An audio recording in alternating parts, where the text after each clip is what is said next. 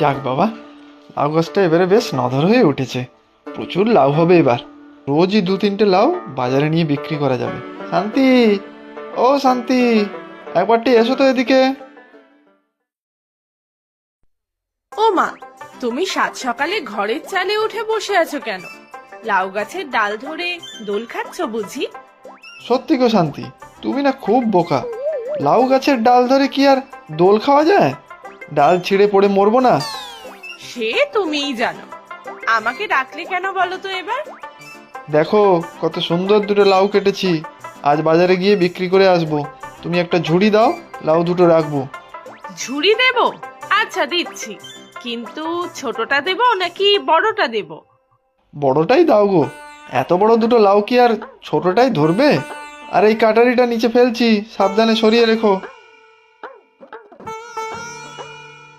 এই নাও ঝুড়ি, এবারে লাউ দুটো ছুঁড়ে মারো, আমি ঝুড়ি পেতে ধরবো।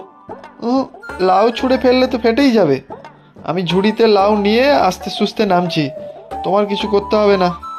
হুম, ওটা তো হচ্ছে না। আমার কিছু করতে হবে না তা বললেই হলো? বিয়ের সময় আমার মা বলে দিয়েছে সব কাজ স্বামীর সাথে হাতে হাত মিলিয়ে করতে। আচ্ছা, সে কথা বলেছিলেন বুঝি? তাহলে আর কি বলছি, অর্ধাঙ্গিনী মানে আমি জানি, কিন্তু অর্ধেক কাজ তুমি আর অর্ধেক কাজ আমি করব।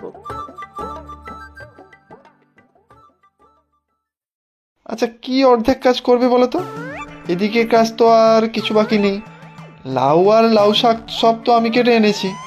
তাই তো, এখন কি কাজ করা যায়? আচ্ছা, তুমি তো লাউ গাছটার ওপর দিকটা কেটেছো, তাহলে আমি এই নিচের দিকটা কাটি।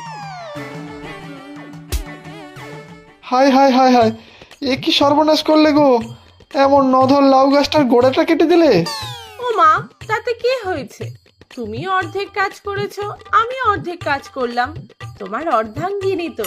হায় রে ভগবান, এমন বোকা বউও কারো হয়?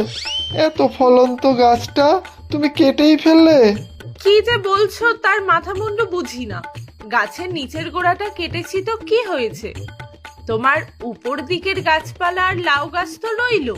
ওরে, কে কোথায় আছিস রে?